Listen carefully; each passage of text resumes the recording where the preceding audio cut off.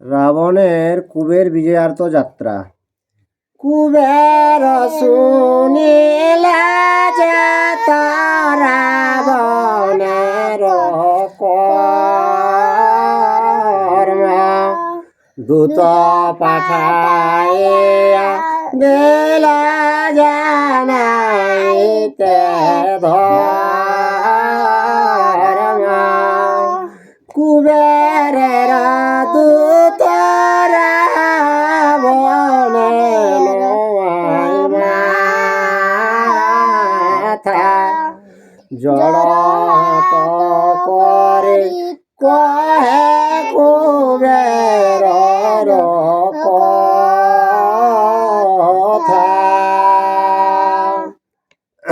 নামার লাগাইছ না না। আর দূত বলে মহারাজ বহিত চাই,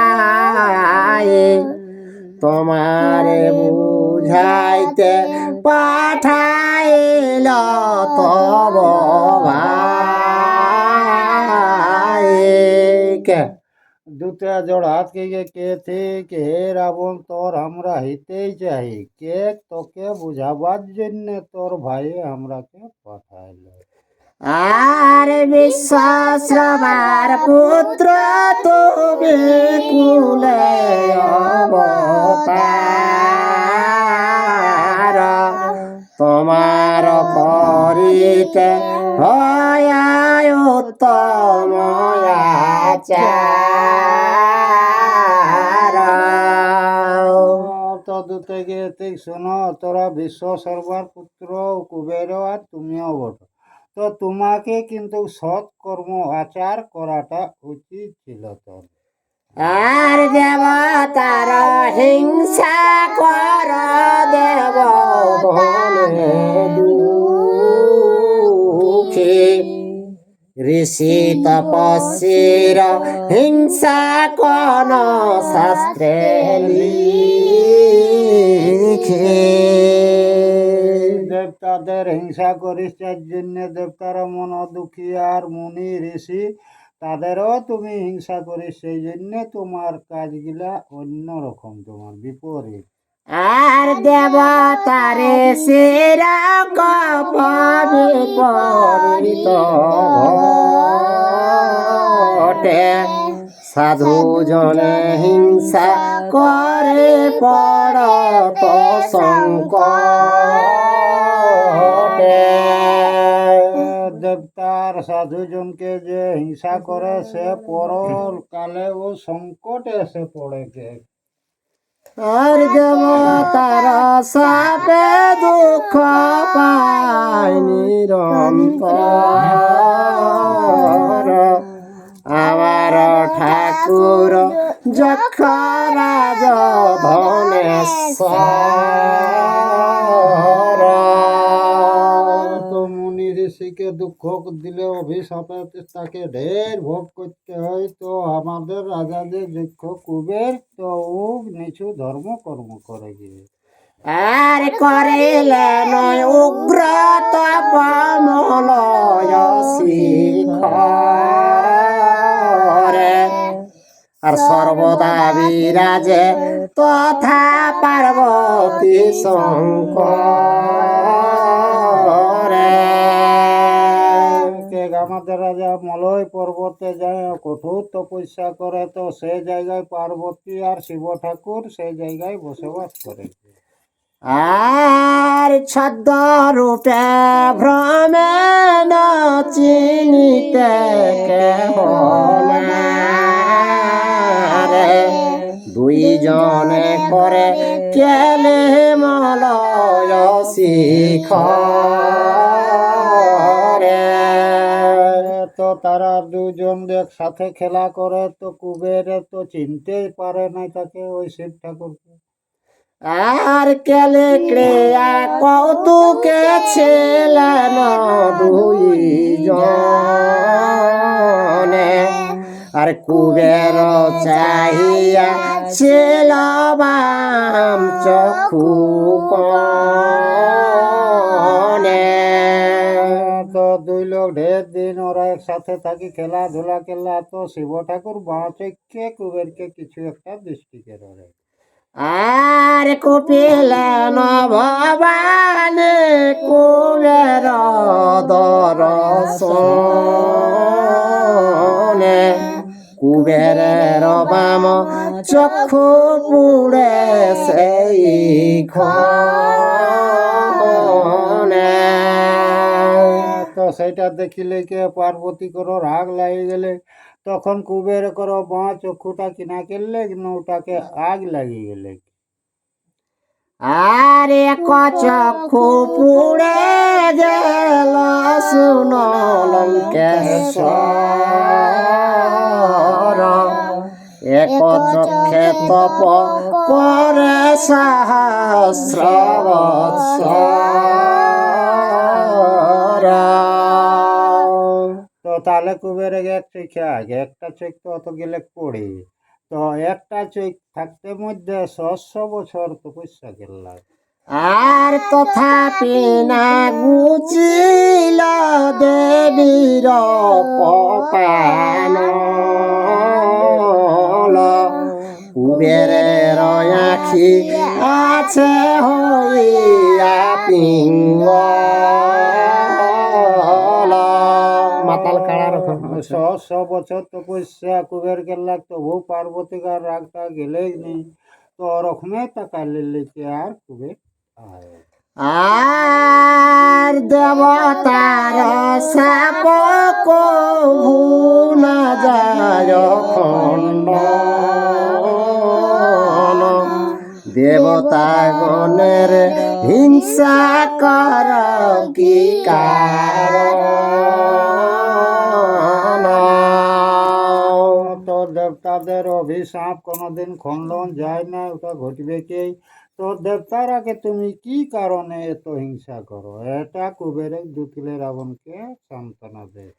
আর তব মঙ্গল দেব চিন্তিবে সবাই, তোমা বুঝাইতে পাঠাইল তব ভাই।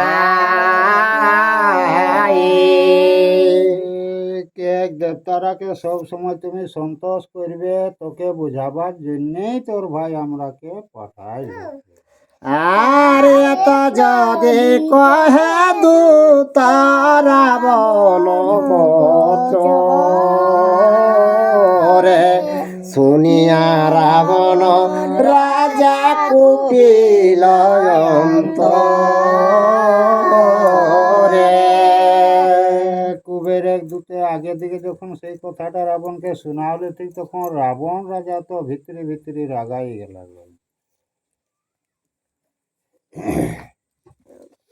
এটা আর আমাকে পাঠায় দূত আপন মাজানে,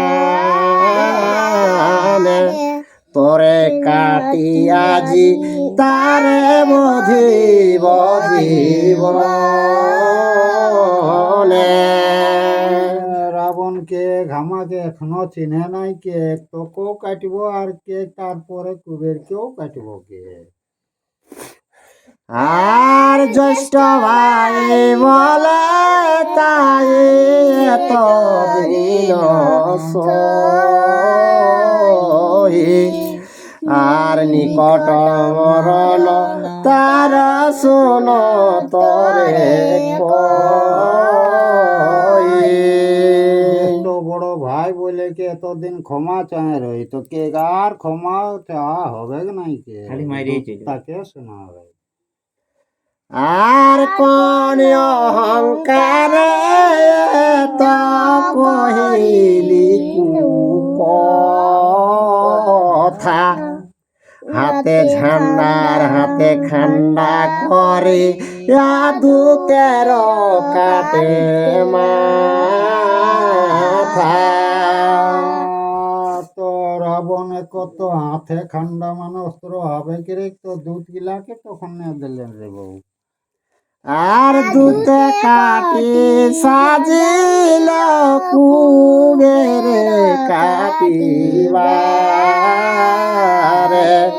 দিগ্বিজয় করিতে সাজিল লঙ্কেশ্বরে দুধকে কাটিলে লেকে আর রনে রেডি হয়ে গেলা কার দিগ্বিজয় মানে সব জায়গা গিলাকে দিগ্বিজয় মানে হারাই বলতেন রাজা রাজা আর ত্রিভুবন জিনিতে সাজিল দশানন রাবণের সাজ নে কাপিল দেবগণ স্বর্গমর্ত পাতাল 3 ফুটটাকে নিজের শাসনে অনেক জন্য রাবণ ইদগে বাইরাই সাজি সুজি তো দেবতারা স্বর্গে সবাই দেখি দেখি ডরে কাঁপ আর শতয় কহিনী সাজে মুখ সেনাপতি সাজিয়া রাবণ সঙ্গে চলে শীঘ্র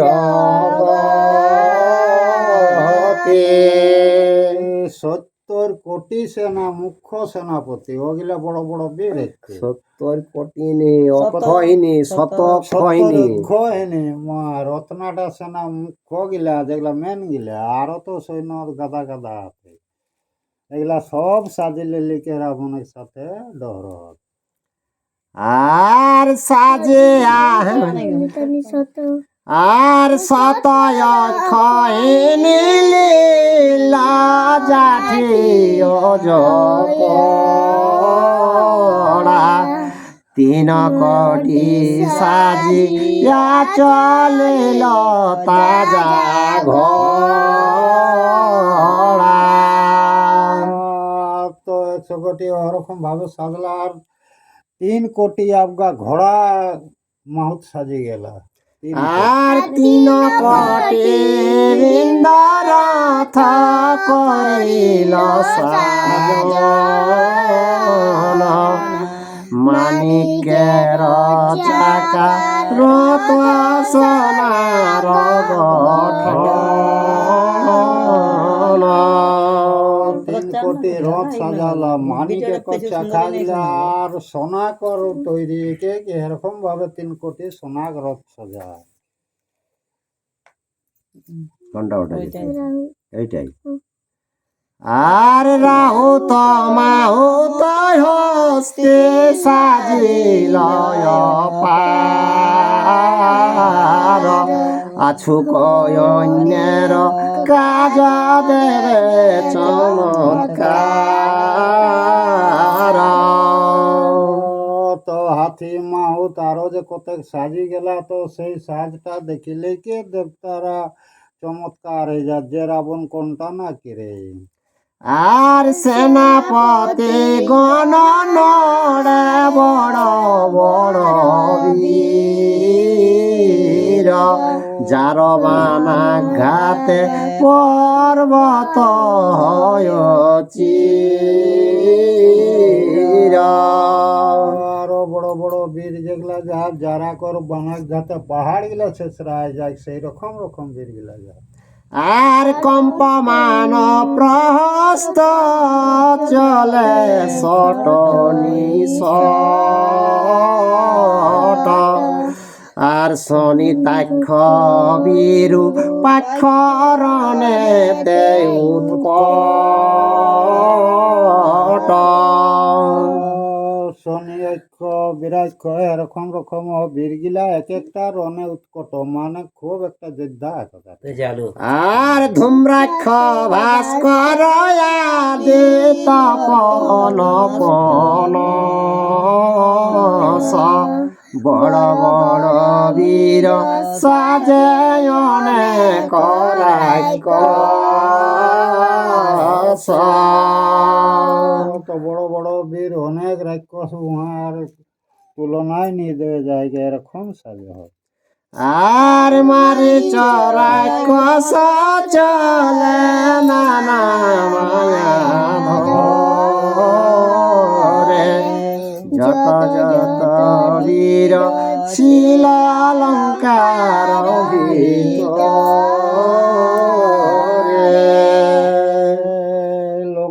যতেক রাক্ষস রে এলা সেগুলা সবে যা তার মারির যাইছে আগুন আগুন মায়া কে নানা রকম আর রাক্ষস মহাপাত্র চলে খরচ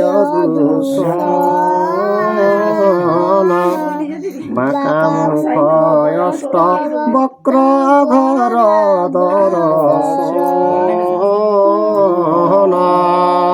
ঘর দূষণ আর ওই যে বাঁকা মুখটাকে এলে নাম কি না গেলে কোঠা ওটা যে ঠিক এইটা বললি না ইয়া বাঁকা মুখ অষ্টবক্র অষ্টবক্র একজন নাম রেলে তাকে দেখতে তো বিকট মানে দেখলেই ভয় লাগতো এরকম ভাবে রে লাগতো আর সুকয় সারণ শারদুল চলিল জাম্মুমালে বজ্রদন্ত বিদ্যুৎ জীবা বলে মহাবলী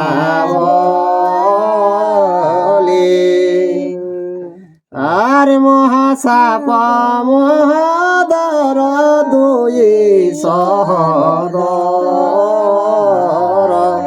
মকরাক্ষ চলিল যে মহাধনুর্ধর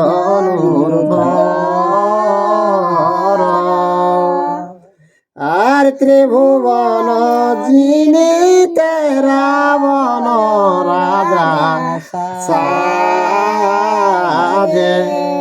ঢাকড়ল আদি করে নানা বাদ্য বাজে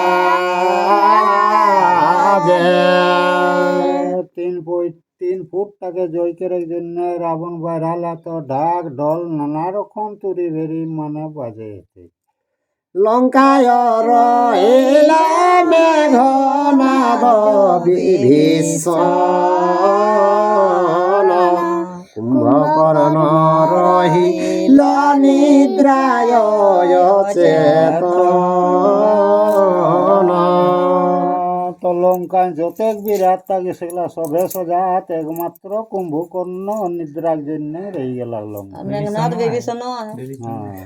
আর খান্ডা খরসান টাঙ্গি অতি ভয়ঙ্কর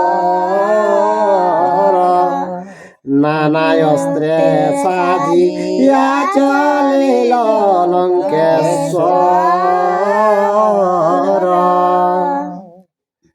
নানা রকমের অস্ত্র টাঙ্গি ফাঁসা বল্লম বিভিন্ন ধরনের যুদ্ধে দেখে গেলা তো ঘরে কুড়ার গুলাও লাগা চালা যেটাই কুবের আর নানা আভরণ পরে দশানন সাজে